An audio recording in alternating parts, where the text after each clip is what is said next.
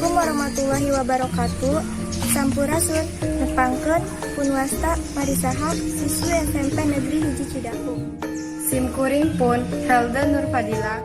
Simkuring Rasmawati. Simkuring Adinda Paujia. Nepangkeun simkuring Rike Damayanti. Dulur-dulur, apalpan unggal-unggal tanggal 21 Februari. Sok dipieling minangka Poe Basa Indung Internasional. Luyu jeung embaran UNESCO. Tah, dina ieu kesempatan Simkuring sejang ngahaturkeun. Wiluju ngaruah-ruah Poe Basa Indung Internasional. mugi-mugi basa Sunda, basa Indung urang Sunda tuluy nanjung. Salian tieta, simkuring tapetot-petot umajak ka urang Sunda sakumna. Hayu urang gunakeun bahasa Sunda di mana wae, iraha wae. Sangkan basa Sunda tuluy hirup kalawan uripna. Jadi jati diri orang Sunda jadi banda budaya bangsa Indonesia.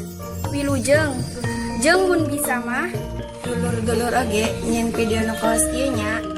ngarah dina mieling Poe Basa Indung teh.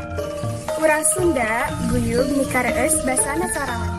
Sok ah, der. Wassalamualaikum warahmatullahi